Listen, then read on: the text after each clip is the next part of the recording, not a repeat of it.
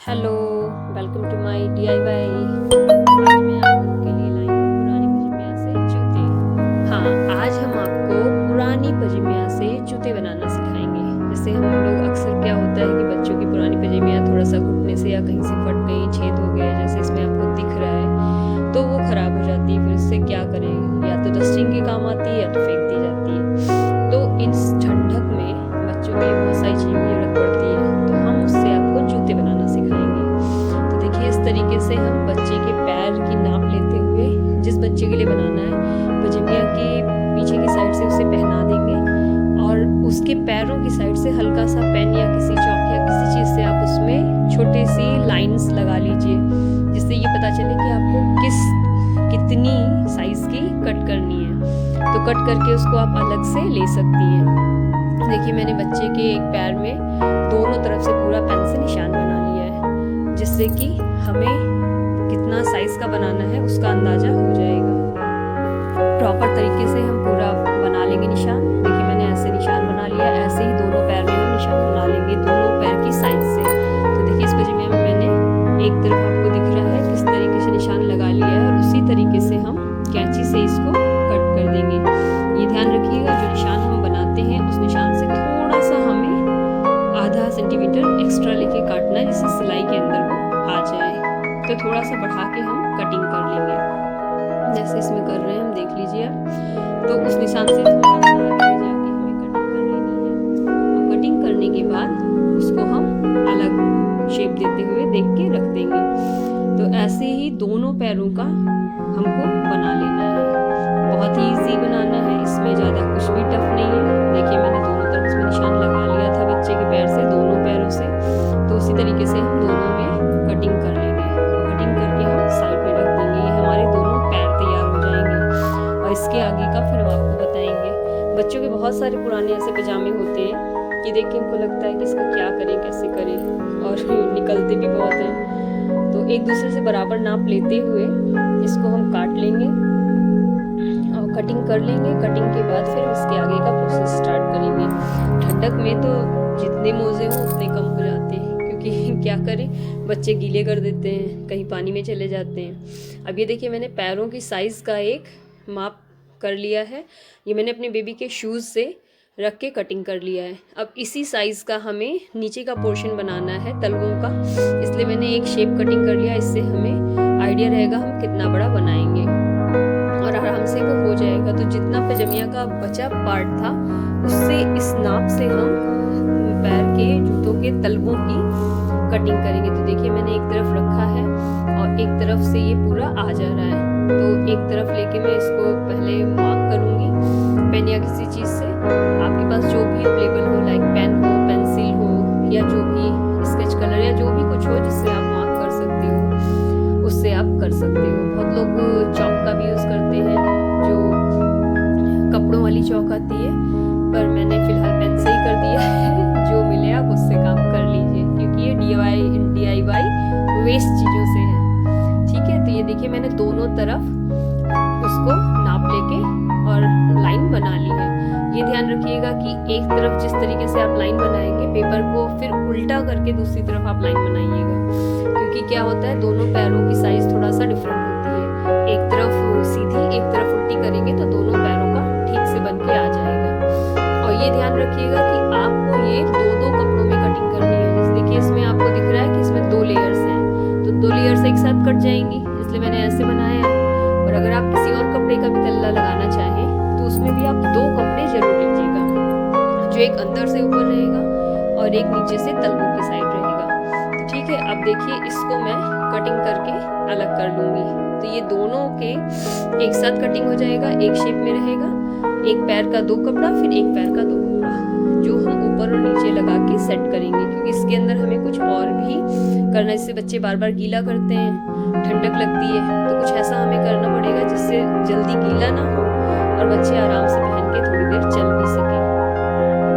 क्योंकि अब इतने छोटे बच्चे तो हैं नहीं कि सिर्फ बिस्तर में रहेंगे, कभी भाग रहे हैं, कभी दौड़ रहे हैं, कभी कुछ भी कर रहे हैं। तो उसके लिए हमें ऐसा बनाना पड़ेगा जल्दी गीला ना हो, और ज़रा बहुत गीला हो तो उससे कोई फ़र्क ना पड़े।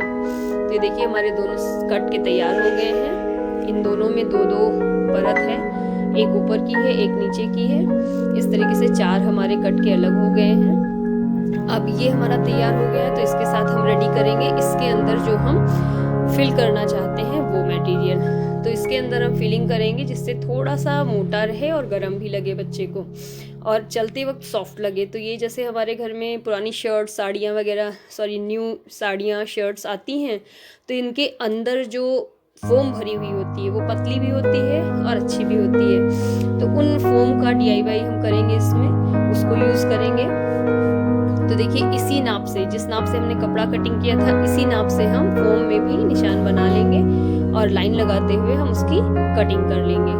ये ध्यान हमेशा रखिएगा कि जैसे आप फर्स्ट टाइम रख के कटिंग करेंगे, मतलब निशान बनाएंगे अपने उसको, जो आपने मार्जिन का टुकड़ा लिया हुआ है जो तलवा बनाने के लिए, तो फ्रंट जिस तरीके से आप रख के उसका निशान बना रहे हैं, उसको पलट के दूसरी साइड से दूसरा निशान बनाइएगा, वरना एक जैसा होगा तो फिर बच्चे के पैर में ठीक से सेट नहीं हो पाएगा। तो इसको पलट के दूसरी साइड से आप फिर बनाइएगा। जैसे मैंने इसमें बनाया है, वन साइड किया, फिर उसको मैंने फोल्ड करके पलट दिया है और पलट के दूसरी तरफ से लाइन बनाई है। अब इसको जब हम पूरा लाइन अच्छे से मार्क कर लेंगे, उसके बाद फिर इसकी भी हम कटिंग कर लेंगे। मैंने भी ये पुराना, मेरे पास कुछ काम करने के बाद बचा हुआ फोम था, उसी से काम कर लिया है। अगर फोम आपके पास नहीं हो तो आप इसको स्किप भी कर सकते हैं। इसकी जगह आप कोई आपके घर में पुराना कपड़ा हो या थोड़ा बहुत रुई हो या सॉफ्ट कॉटन टाइप के कपड़े हो, तो 2-3 कपड़े भी लगा के आप उसको मोटा कर सकते हैं। ये सिर्फ इसलिए कि थोड़ा सा मोटा हो जाए और बच्चों को सॉफ्ट लगे, बस इसी के लिए, और कोई खास यूज़ नहीं है। देखिए हमारी दोनों टुकड़े कट के तैयार हो गए, एक ही शेप में 2 हो गए इनको। अब इनको हम एक साइड रख देंगे। इसके बाद हमारा तीसरा पार्ट है पॉलीथीन। हाँ, पॉलीथीन, आप कहेंगे पॉलीथीन का क्या काम है? ये अक्सर जो ऑनलाइन आती हैं चीज़ें, उनकी जो वेस्ट पेपर होता है, पॉलीथीन पैक, तो मैंने इसी को ले लिया है। आपके पास कोई भी पुरानी पॉलीथीन हो, रैक्सीन हो या कुछ भी हो तो आप उसे ले सकती हैं। थोड़ा सा मोटा होता है तो मैंने कहा इसी को यूज़ कर लें। तो देखिए इस पर भी मैंने पहले वैसे ही उसी शेप में मार्क बना लिया है। तो जैसे एक तरफ मैंने सीधा करके मार्क किया है, ऐसे ही फिर उल्टा करके दूसरी तरफ में मार्क बना लूँगी। आप किसी भी तरह का ले सकते हैं, कोई भी हार्ड पेपर, पॉलीथीन, रैक्सीन, कुछ भी ले लीजिए। ये सिर्फ इसलिए है कि इसको जब हम उसमें लगा देंगे तो नीचे का पानी जो बच्चों को 2-4 बूंद भी पड़ा होता है, सॉक्स गीले कर लेते हैं, तो वो थोड़ा बहुत पानी भी ऊपर तक नहीं आएगा, बच्चों को ठंड नहीं लगेगी। नीचे का जो भी पानी आएगा वो उसी में होके रह जाएगा। तो इसलिए मैंने इसको पॉलीथीन को बराबर से कट करके ले लिया है, जिससे नीचे की ठंडक ऊपर तक ना आए, और प्लस ज़रा बहुत पानी भी हो तो उससे भी हमारे बच्चे बच जाएं, क्योंकि बच्चे तो बच्चे हैं, वो तो पानी का ध्यान देंगे नहीं, वो तो उसमें जाएंगे ज़रूर। तो देखिए मैंने इसमें पॉलीथीन के भी टुकड़े कट कर लिए हैं। अब हम आपको दिखाएंगे कि इसको हमें किस तरीके से एक दूसरे में मर्ज करते हुए स्टिच करना है। तो देखिए हम बराबर से तीनों टुकड़ों को रखेंगे। एक आप सबसे पहले नीचे कपड़े का टुकड़ा रखेंगे, उसके ऊपर पॉलीथीन रखेंगे, उसके ऊपर हम फोम रखेंगे, और फोम के ऊपर फिर हमारा दूसरा जो कपड़े का टुकड़ा था एज इट इज़ वो रख देंगे। तो ये 4 की लेयर तैयार होगी। ध्यान दीजिएगा उल्टा ना हो। नीचे जो लेयर रहेगी वो हमारे कपड़ों की रहेगी, जिससे कि वो सेम दिखेगा तो खराब नहीं लगेगा, और उसके ऊपर हम पॉलीथीन लगाएंगे, जिससे अगर नीचे का पानी हो तो ऊपर ना आने पाए। इसके ऊपर हम फोम, या फिर आपके पास पुरानी कोई रुई वगैरह हो, या आपके पास पुराने कपड़े कटिंग के बचे हों, तो आप इसमें कपड़े की भी 1-2 लेयर लगा सकते हैं। तो थोड़ा मोटा हो जाएगा तो बच्चों को सॉफ्ट लगेगा। तो वो लगा के उसके बाद आप इसमें चाहे तो सिलाई मशीन से सिलाई कर सकते हैं, पर हम इसको चूँकि इस तरीके से दिखा रहे हैं कि जहाँ आपके पास कुछ भी नहीं हो वहाँ भी आप तैयार कर सकते हो, तो ये हम सुई धागे से सिलाई करके दिखा रहे हैं। आप चाहें तो इसको एक सिलाई मशीन से स्टिच कर देंगे तो भी बहुत परफेक्ट, बहुत अच्छा बनेगा। अब देखिए इसमें मैंने हाथ से पूरी सिलाई कर ली है और दोनों पैरों का मैंने तैयार कर लिया। तो ऐसे ही आपको भी तैयार कर लेना है। आपका सिलाई मशीन नहीं है तो डोंट वरी, आप हाथ से करिए। मैंने भी हाथ से किया है। सुई धागे से पूरा बराबर करके सिलाई कर लेनी है। इसके बाद हमने जो पहले पैरों को नाप लेके कटिंग तैयार की थी, इसको हम उल्टा करेंगे। उल्टा करने के बाद इससे बराबर से ये ध्यान रखिएगा कि जिस पैर के लिए जो कटिंग की थी उसमें वही जोड़िए, उल्टा ना हो, वरना आपको कंफ्यूजन होगी। तो इसमें उल्टी तरफ से हम सिलाई करना शुरू करेंगे। तो देखिए पहले मैंने नीचे से वो रखा है, फिर बराबर से मार्जिन करके देखा है कि वो ठीक आ रहा है कि नहीं, और एक थोड़ी सी कपड़े को साइड से छोड़ते हुए हम सिलाई करना शुरू करेंगे, जिससे कि सिलाई हमारी खुलने ना पाए, क्योंकि अगर बहुत किनारा लेंगे तो पजामिया का कपड़ा हल्का होता है, वो खिंच के खुल सकता है।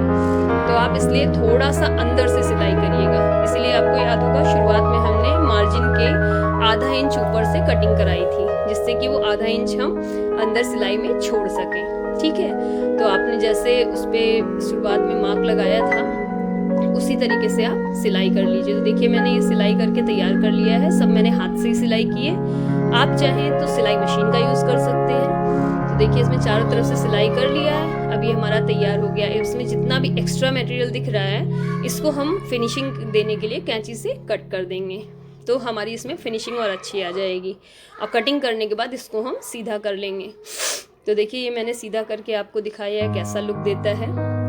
ये घर में बच्चों को रेगुलर पहनने के लिए बहुत ही अच्छा और सॉफ्ट रहता है। ये मैंने नॉर्मल पजामिया से तैयार किया। अगर आप वूलन पजामिया से तैयार करेंगी तो वो और भी अच्छा लगता है, क्योंकि मैंने वो भी बनाया है और मेरे बच्चे बहुत मन से पहनते हैं। वो गर्म भी होते हैं, ये वाले हल्के गर्म होते हैं, क्योंकि ये थोड़ी हल्की पजामिया थी। पर आप अगर वूलन पजामिया यूज़ करेंगी तो बहुत अच्छी हो जाएगी, उसमें गर्माहट भी ज़्यादा होगी। ये देखिए पीछे से पूरा कहीं से कुछ एक्स्ट्रा नहीं लग रहा है और बिल्कुल ये शूज़ की तरह रेडी हो गया है। अगर थोड़ा आपको ये ढीला लगे तो आप इसमें एंकल की साइड से पीछे से आगे की तरफ अंदर से एक डोरी भी पिरो सकते हैं। सुई धागे में जैसे सुई ली जाती है, धागा लिया था, वैसे ही ऊन का एक टुकड़ा लेके आप चारों तरफ से करते हुए आगे नॉट बांध के टाइट कर सकते हैं, अगर आपको बहुत ढीला लग रहा है तो। पर मैंने ढीला बनाया इसलिए ये देखिए मैंने बच्चे को पहनाया भी है। इसमें हम अंदर सॉक्स भी पहना देते हैं, या कोई मोटा मोजा है वो भी पहना सके।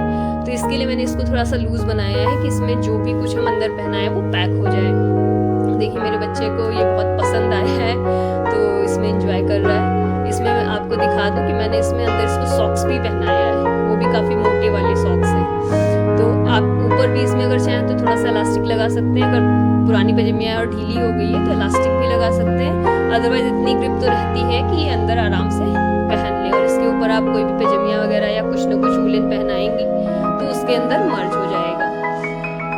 आपको मैं दिखाती हूँ इसके अंदर मैंने कैसे इनको सॉक्स पहना रखा है, क्योंकि बच्चों को भाई बिना सॉक्स के रखना तो बहुत ही बड़ी बात है, और ये लोग तो एक एक सेकंड में उतार के फेंकना चाहते हैं। तो इसलिए मैंने इसको जब पहनाया तो इसके अंदर मैंने देखिए इसको सॉक्स भी पहनाए, वो भी मोटे वाले जिससे ठंड ना लगे। और नीचे तो हमारी पॉलीथीन और थर्माकोल शीट है ही है, जिससे थोड़ा गर्माहट भी रहेगी और ठंडक नहीं जाने पाएगी। और देखिए ये तैयार है इसको खेलने चलने के लिए। तो आपको ये कैसा लगा प्लीज़ हमें कमेंट करके ज़रूर बताइएगा। और अगर आप पहली बार ये मेरा चैनल देख रहे हैं तो प्लीज़ प्लीज़ प्लीज़ मेरे इस कलेक्शन को आप सब्सक्राइब ज़रूर करिएगा। Thanks for watching my video. Bye bye.